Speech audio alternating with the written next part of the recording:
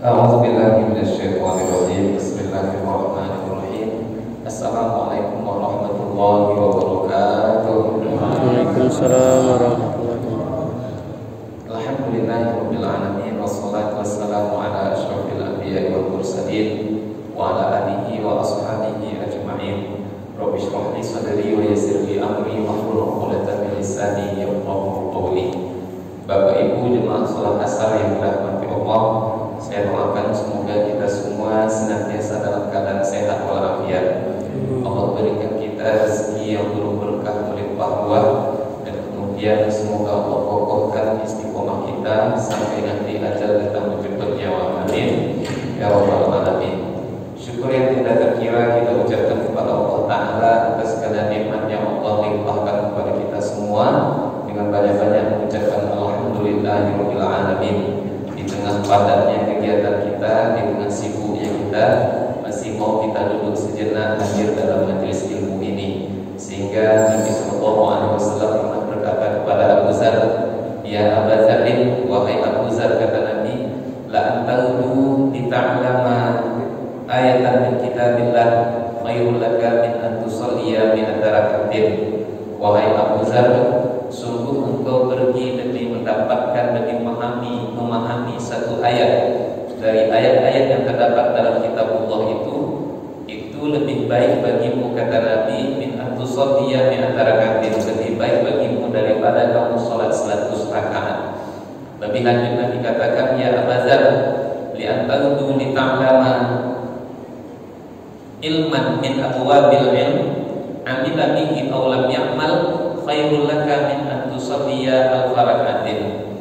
Wahai Abu Dzar, engkau pergi dari rumahmu demi mendapatkan satu ilmu dari betapa banyaknya cabang-cabang ilmu yang ada, mau fikih kah, usul fikih kah, hadis kah, ilmu hadisnya kah, mau mantik, ma'ani dan seterusnya.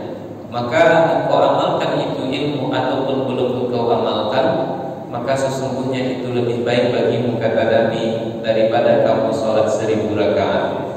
Sederhananya Bapak Ibu yang dirahmati Allah, barangkali tak ada kita yang sanggup sholat 100 rakaat, barangkali tak ada kita yang sanggup sholat 1000 rakaat. Tapi kata Nabi, ada satu amal yang nilainya sama dengan kita sholat 100 ataupun 1000 rakaat.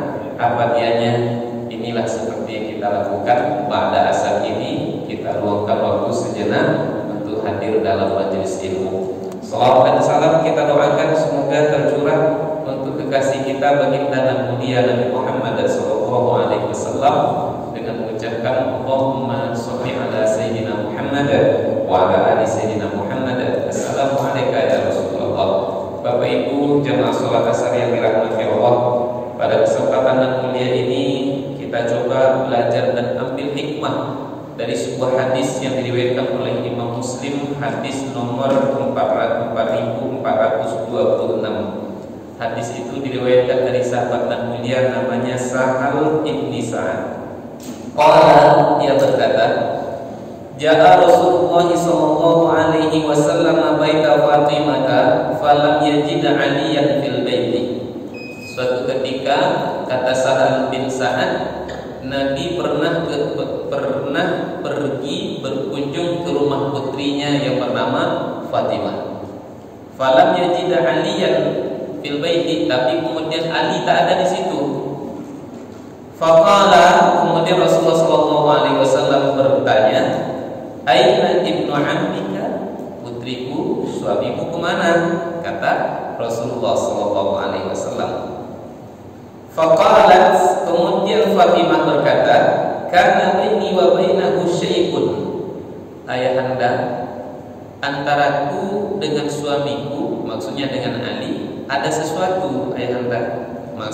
Maknanya di sini Bapak Ibu, ini orang ini ada sedikit cekcok dalam rumah tangganya.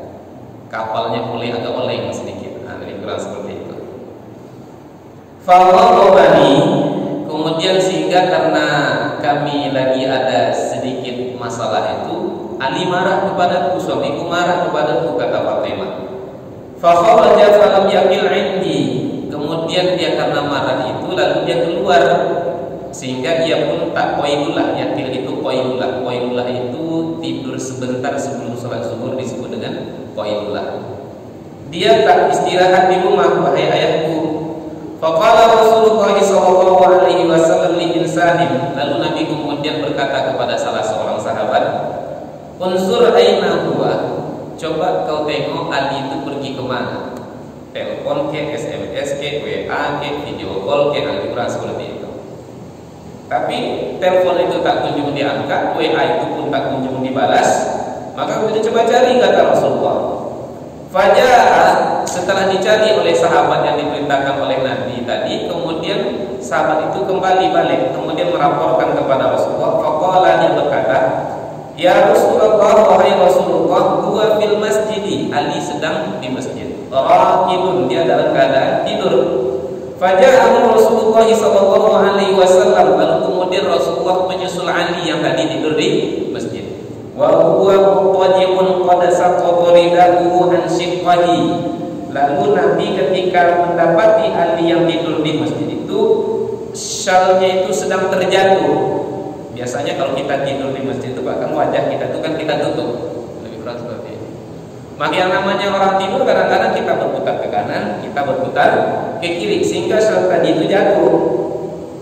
Fa asabahu turabun, maka kemudian wajah Ali itu dipenuhi dengan debu, dipenuhi dengan tanah.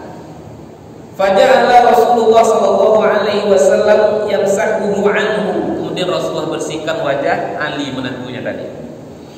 Wa yaqulu, kemudian Nabi berkata, Aba Turab, Aba Turab, bangunlah Bapak Turab, bangunlah Bapak Turab. Bapak Ibu yang dirahmati Allah, karena waktu kita amat sangat pendek sekali, kami jelaskan ringkasnya. Jadi hadis ini menceritakan suatu ketika Nabi pergi ke rumah putrinya. Nama putrinya tadi siapa, Pak? Fatimah. Ketika sampai di rumah Fatimah, putrinya, dia tidak mendapati ada menantunya Ali. Lalu kemudian Nabi bertanya, anakku, suamimu kemana?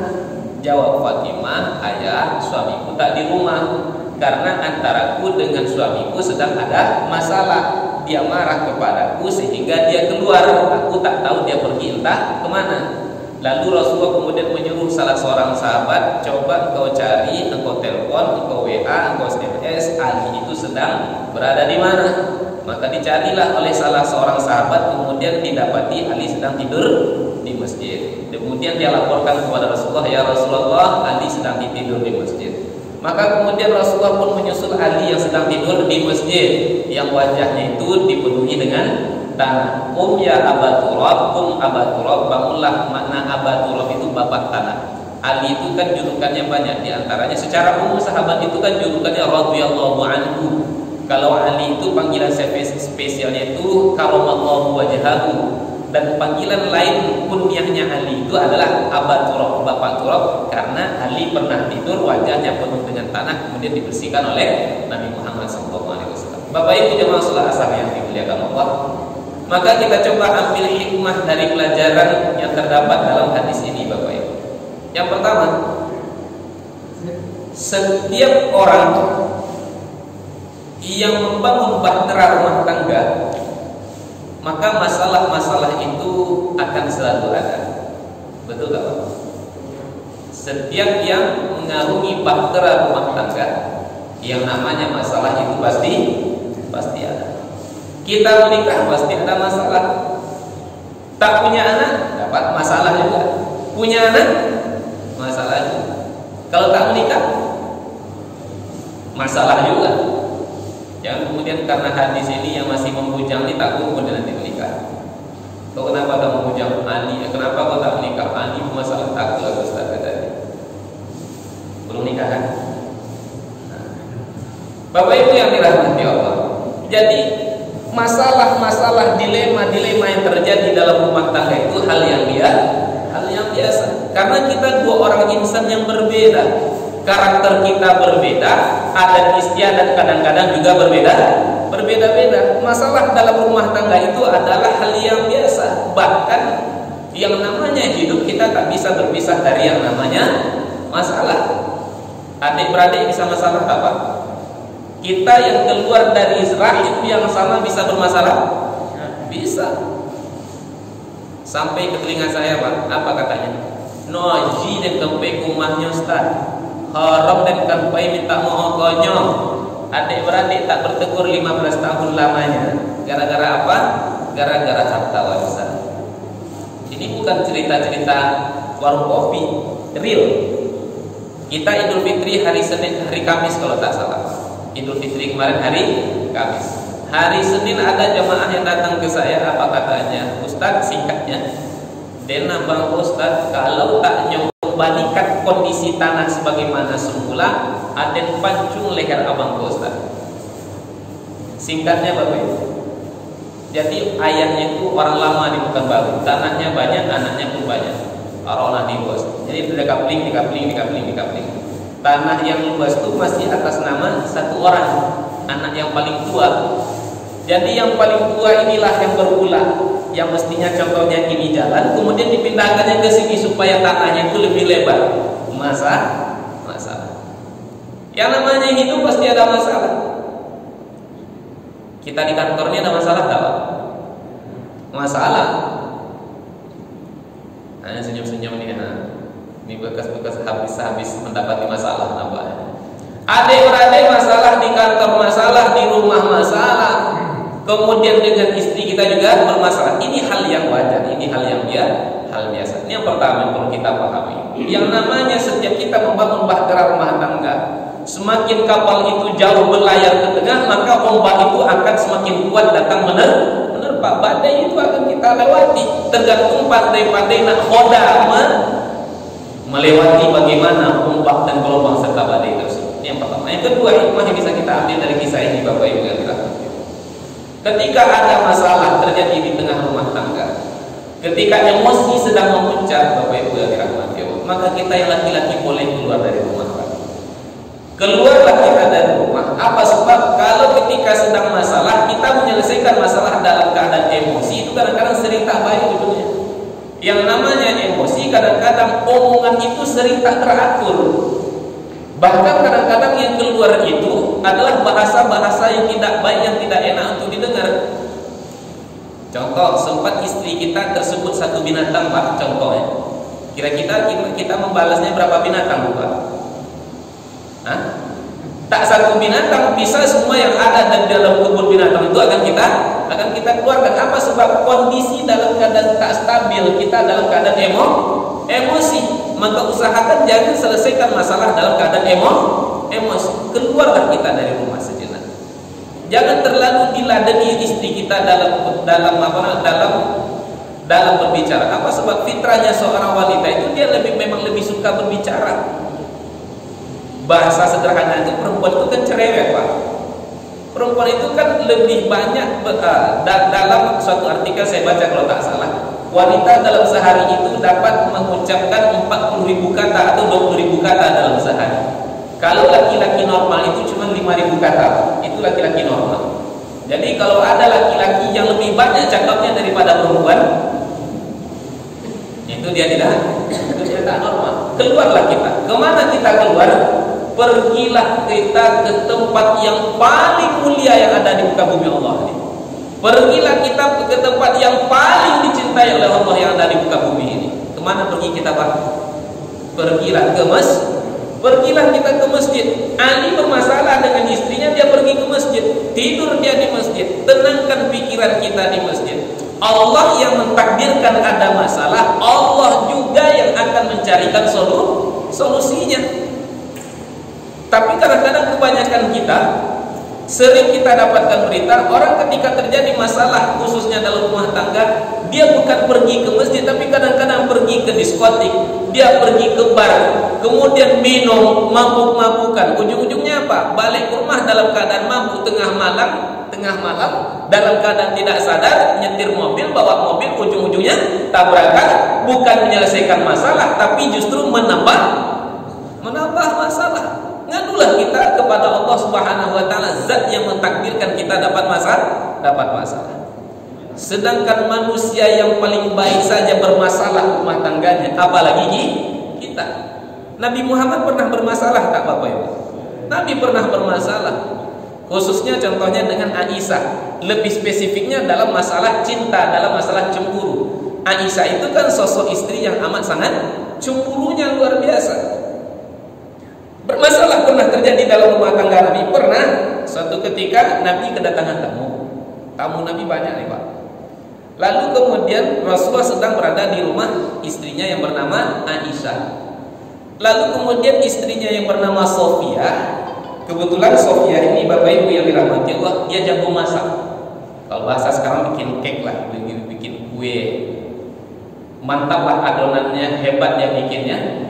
Kemudian diantarkan ke rumah Rasulullah SAW. Ketika itu Rasulullah berada di rumah siapa tadi? Aisyah. Aisyah termakan cemburu. Akhirnya apa? Ditamparnya, ditepunya tangan Rasulullah. Kemudian piring itu jatuh, makanan itu kemudian berserak. Rasulullah bersama siapa tadi Pak? Bersama para sahabat senior-senior, orang-orang penting. Bayangkan Pak, itu terjadi dalam rumah tangga kita Pak. Andai kata kita ini sedang berkumpul nih dengan orang-orang penting, tiba-tiba istri kita dapatkan makanan dari kawan kita sekantor, contoh teman bapak sekantor.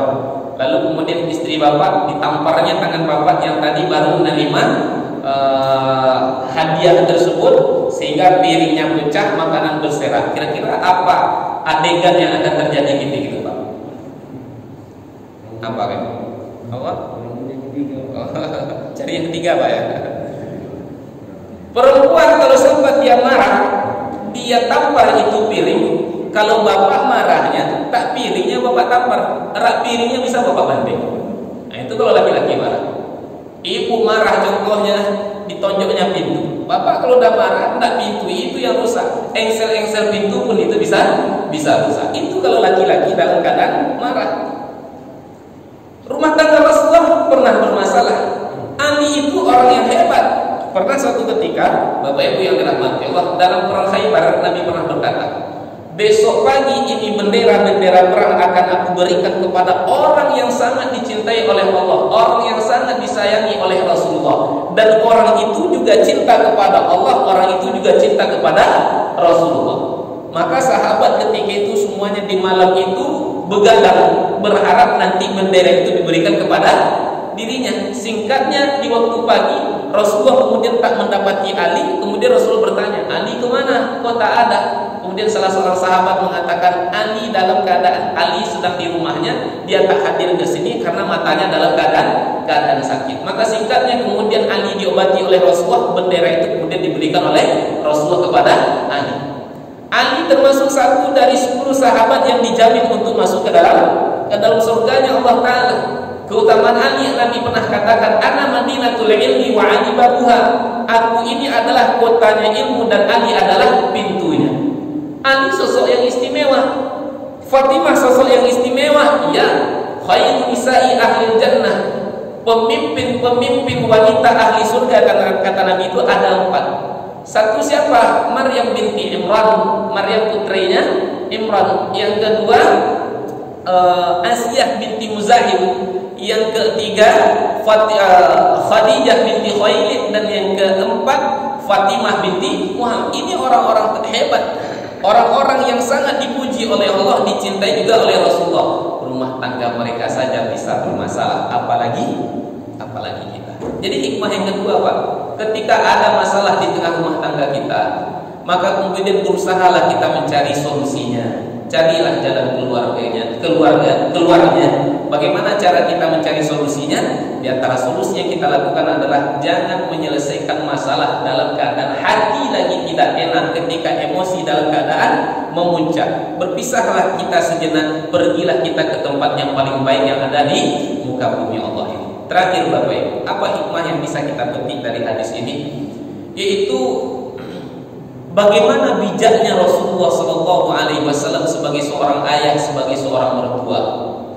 Ketika dia mendapati ternyata putrinya yang paling dan amat sangat dia cinta dari sekian banyak manusia yang ada di muka bumi ini, dia dapati ketika putrinya bermasalah dengan menantunya yaitu Ali. Ketika Rasulullah menyusul Ali ke masjid tadi Pak, apakah ketika Rasulullah berjumpa dengan Ali, oh ini kau ya yang menyakiti hati putriku, dipijaknya muka si Ali itu, disepaknya muka si Ali itu, ditonjoknya muka Ali? Tidak.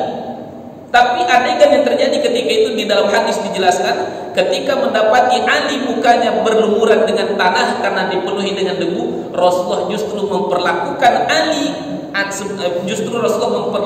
Ali sebagaimana dia memperlakukan anaknya. Dia bersihkan wajah Ali yang penuh dengan debu. Bayangkan kalau kita ketika itu adegan kita gimana, Pak? Anak kita yang paling kita cinta, putri kita yang sangat kita sayang, bermasalah dengan suaminya. Kira-kira adegannya gimana, Pak? Hah?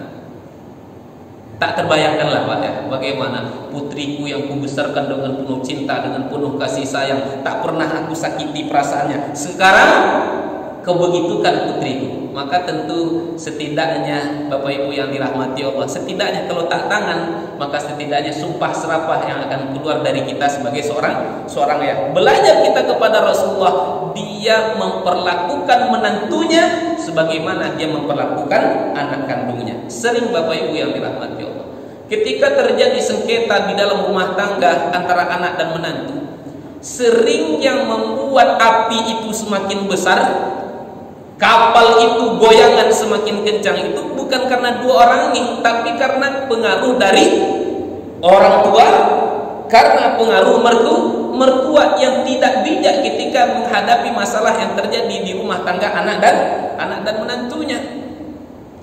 Semestinya Bapak Ibu yang dirahmati Allah, melihat masalah yang terjadi di tengah anak dan menantu kita, berusaha kita setidaknya untuk menjadi setetes embun di tengah gurun Sahara. Berusahalah kita untuk menjadi walau hanya seteguk air di saat kita sedang dahaga. Jangan kemudian kita menjadi minyak di tengah api yang membara. Jangan kemudian kita menjadi Jangan kemudian kita menjadi benang dalam kehidupan rumah tangga anak dan menantu kita. Berusahalah kita untuk mencari solusi, bukan menambah atau semakin memperbesar masalah yang terjadi di antara anak dan menantu kita. Saya ulangi lagi Bapak Ibu yang dirahmati Allah, sering bahkan karena ikut campurnya orang tua, tak bijaknya mertua, karena mereka ini orang kemudian berpisah. Allah lamah bana wa kumbang tak seekor bunga tak betul bahasanya, Pak. Kumbang tak seekor bunga tak setangkai. Akhirnya apa? Terpisah anak dengan istrinya. Lebih parahnya lagi Bapak Ibu yang dirahmati Allah, menderita cucu-cucu kita. Iya kan? Rusak mentalnya. Semestinya dia bisa berkumpul dengan ayah dan ibunya sebagaimana anak-anak di luar sana berkumpul dengan ayah ibunya, tapi karena egonya mertua, karena egonya orang tua, ia kemudian terpisah dari ayah dan ibunya, sehingga lahirlah istilah broken home. Ya kan, Pak? Broken home. Banyak anak-anak menjadi korban.